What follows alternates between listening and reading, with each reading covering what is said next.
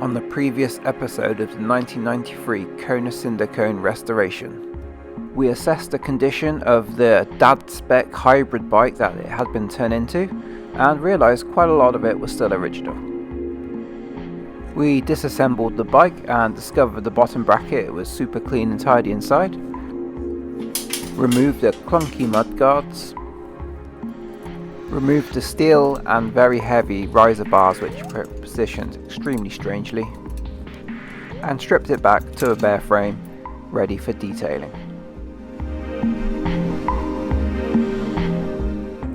So let's get underway. First I'm going to wash down the frame with some automotive car wash in a squirty bottle. It's quite a high concentration mix, much more stronger than you would use on a car in a bucket of soapy water. I'm using this in a microfiber towel. I find this really effective, especially cleaning indoors. You don't get water all over the place. I've got a muck off mat under the bike to keep it clean, but yeah, just to get the frame into a state where we can assess the paint and work out what we need to do. Generally the paint's pretty good actually after the cleaning. There's some scratches on the frame I want to look after, but I can also see, as you can see, these scratches, these are probably, I think this one here is actually a paint transfer and that's a scratch below it. But yeah, there is paint transfer onto this bike from something, these white marks, and actually these are relatively easy to remove paint transfer. I'm going to show you a little trick how to do that right now.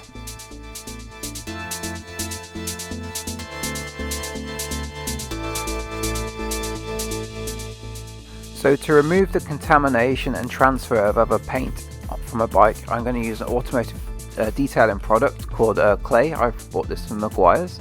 It's a relatively common thing in the detailing world, but it's quite a harsh thing to use, so you wouldn't use it every time you clean your car.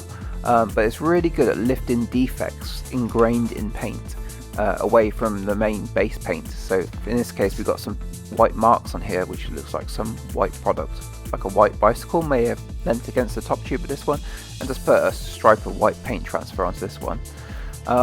The clay is it's clay. It's a really clean clay, and it basically lifts contaminants away to it. It sticks. The paint prefers to stick to the contaminants. I don't quite understand how it works on the physics side, but you need to use some sort of water or soap to lubricate the clay in use. You can't use it dry, but what it does, it lifts any contaminants onto the clay, and then you have to keep folding and rotating the clay to give yourself a fresh piece of clay to work with, to draw out all the contaminants out. As you can see, it's worked quite good at removing the horrible big white mark that was on the top tube there.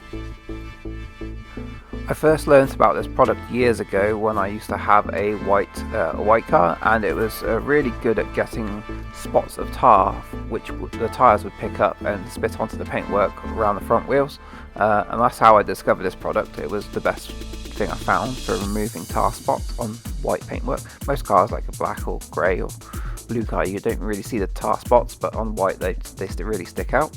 Especially in the summer on hot tarmac, you find them all over the place. So that's how I discovered this product, and it made me think I could use it on this frame. So yeah, it's really good. So there's a couple of marks on this frame. It's not just the white paint transfer, or that was the big obvious one. There's a load of brown spots on this frame which I thought initially was rust, but on close inspection it looks like a fence paint or something along those lines. I can imagine it'd be like a fence paint, some thick brown splodgy paint. I can't ever imagine anybody using it in the house, but yeah, this is like removing some of those spots from the top tube, and it worked really well, to be fair. So it doesn't scratch up the frame or anything like that, it just really is like a harsh polish, but it doesn't make it shiny. It's a strange thing. So yeah, you can see it just here, and just removing these two spots here which I tried to pick at, but yeah, it works really well. It just takes a bit of time and patience.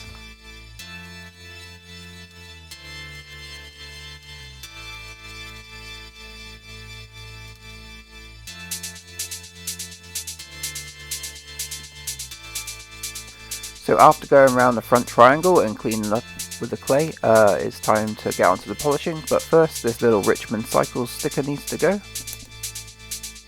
So at this point in time I really shouldn't have broken out the T-cut, but I really want to see how good the frame looked when it's clean and polished, so I broke it out. T-cut is a quite harsh abrasive polish. I wouldn't recommend it for your car unless it's a bit of a banger.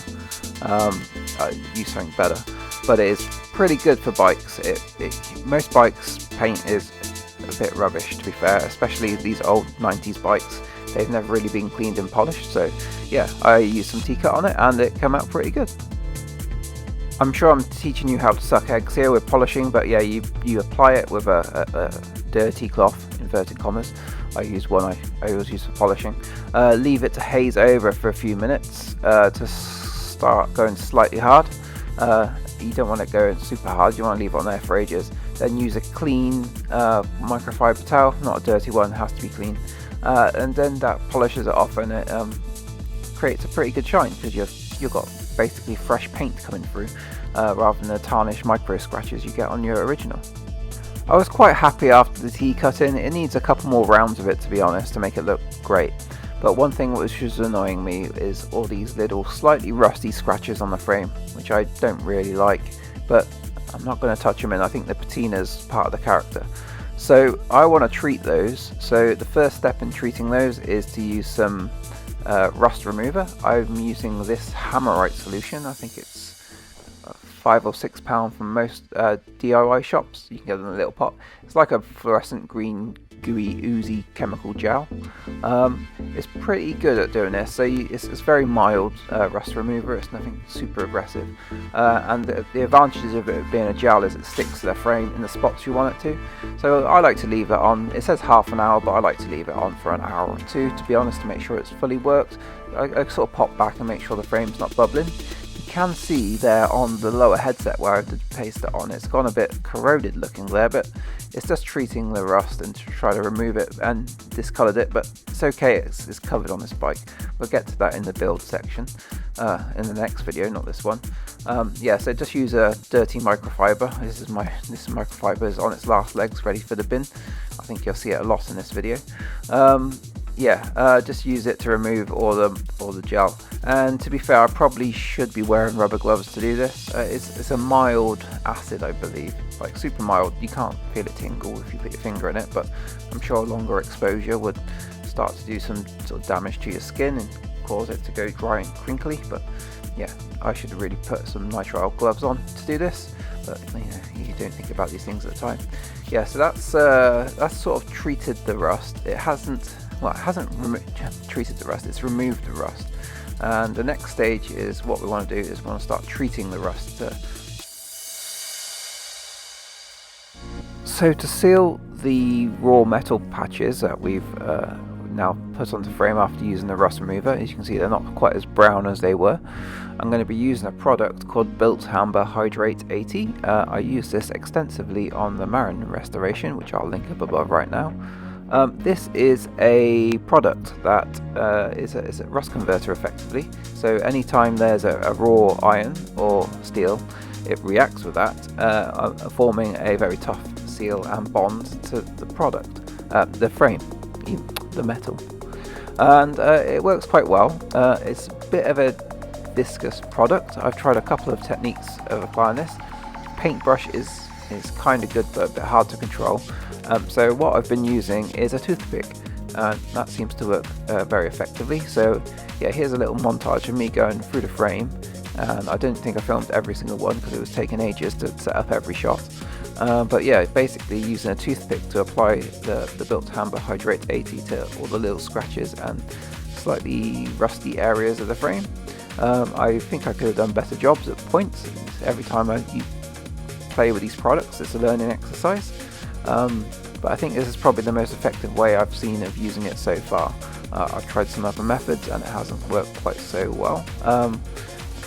There's one bike I completely ruined, I think. I haven't made a video of that one yet, but yeah, it's still a work in progress. I'm not quite sure what I'm going to do with it. It's very experimental. Anyhow, on the Kona I think it works quite well. So yeah, I'm just sort of, I think the worst area was the non-drive side chainstay, which I think is the next clip. But yeah, using a toothpick was quite an effective way of using this. And after that, I'll show you what the frame looks like afterwards, because it doesn't stay this sort of milky blue color. It reacts with the steel and turns black. That's the most important thing. And then it forms like a sealed point, so the frame no longer can go rusty at the scratch point. So this is how the product looks like after it's dried for 6 or 7 hours. As you can see, it's gone sort of a black colour in all the little scratches and rust spots. I don't mind this on this bike. I don't think I could touch in that silver because it's quite a heavy metal flake to look better with a touch-in paint. So I'm happy to sort of seal the patina, if that makes sense. And yeah, protect the frame that way. It's far from ideal. Obviously I wouldn't like the scratches on the frame, but it's adequate for what I needed to do. So with the frame sealed and protected, let's move on to the polishing, and I'm going to start with the classic T-cut to try to knock out some of these scratches on this frame. There's quite, especially on the top tube, the silver hides the scratches quite well, but the metallic green, they show up really easy. It's one of the sort of oddities, like dark color shows scratches better, so if you ever want a car that looks scratch free, get a white or silver car, because it's hard to see the scratches, but dark colors show them better. So after that first round of T-cut, it's still lacking luster in some areas. It's okay, it looks decent, but not great. So let's go for a round 2, I think. As we move into the silver section, apart from the obvious scratches which retreated, I think it looks way better. Like you can't see anything, but as soon as you get onto the gloss green section, the metallic green, sorry, yeah, sort of the minor scratches and stuff are still there to be seen, and I think we can remove a lot of them. So yeah, a second round of T-cut is needed.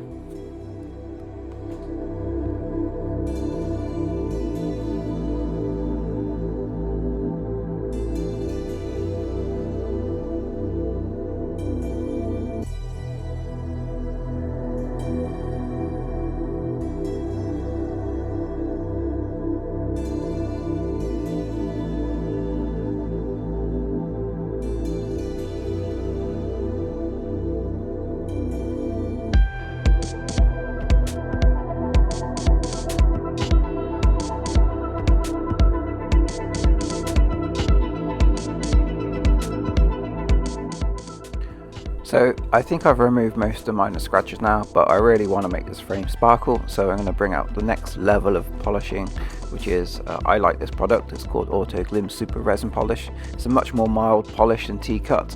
I'd recommend this for your car, it's great for cars. But it also has some sort of resin type fillers in it, so it fills in the small scratches.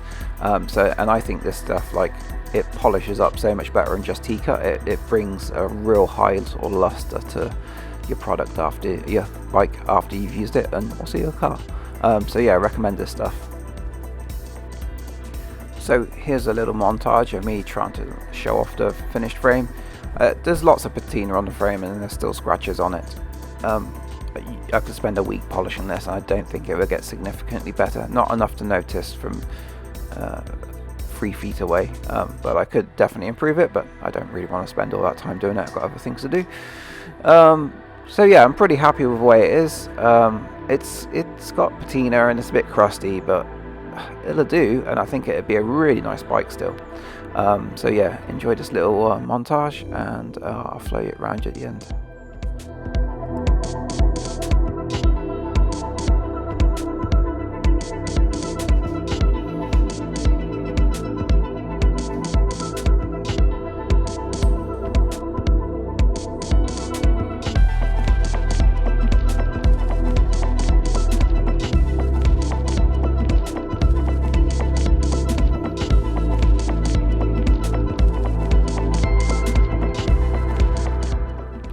So yeah, just a quick fly around the frame.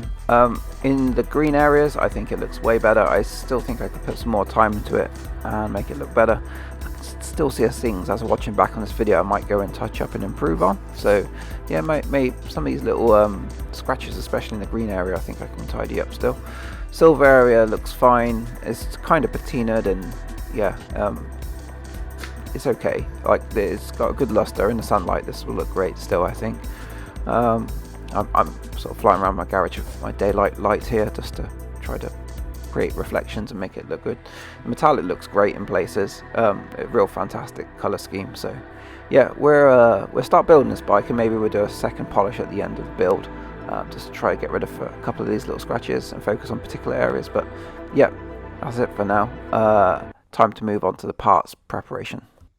I know you told your friend you're not okay. So I don't know if it's just me, but I spent a ridiculous amount of time on the parts preparation side. I think I got about 8 or 9 hours of footage in total of preparing parts. So I just do a little bit every evening, but it really stacks up.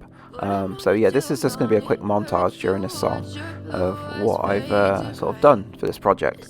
So I'm going to service and take apart all the derailleurs and try to make them as good as new. And then just go through all the parts and tidy them up, sort out spots of rust, and just try to get it back to sort of a catalogue spec. So I'm just going to make a montage of this through the song and just let you watch as it goes along. I don't look at anything the same way. Gotta build up of my thoughts sitting in an ashtray. I'm sorry that I'm so inconvenient, okay. Just let me be me and I'll stay out of your way. I can see the way you look at me, I'm such a disgrace. I never really asked to be brought into this place. You wanna love me? Well then baby have a taste. All the highs and the lows, no you'll never be the same. I don't really wanna hurt you but I can't control the pain. If you're sticking by my side maybe we could be okay. Okay, maybe you could be the change I need today. I promise that I've never felt this way. I really hope that you will choose to stay through all the pain. I know you told your friend you're not okay. And tell me what's wrong and why you never said you felt that way. And guess you're trying to stay strong and fake a smile until I look away. But I've known you too long, it hurts to watch your blue eyes fade to gray as you fade away, as you fade away, as you fade away.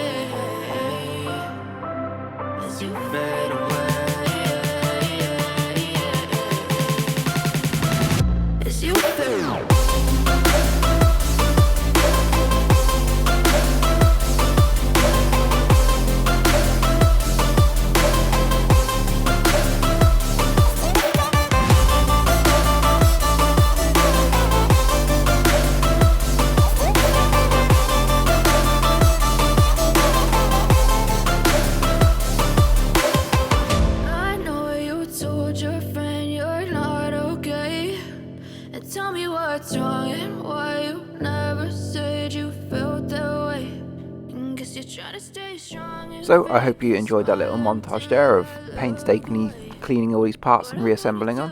That little ultrasonic cleaner I got from Lidl's, and it was like £10 or £12. So yeah, if you see that on the shelf, it's a good buy for bikes. It cleans most things like smaller cassettes and bits and pieces. Great buy. Anyhow, we got this nice clean chain set ready to install, ready for the build. What I'm going to do is just fly around you some of the parts and some of my slight indecisions. The Alex rear mech I still think looks a bit rough. What would you? I've got a nice condition XT that I could put on it. Would you swap the Alex for the XT? Your DX front rear mech, fine. I think that looks in great condition. A couple of marks, but not bad. The Alex brakes, they're prepared and ready in this bag. No problem at all with those.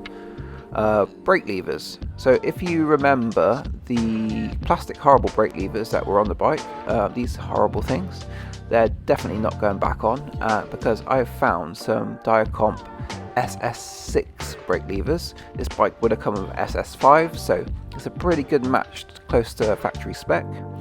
Biggest question for you is, which saddle should I fit to this bike?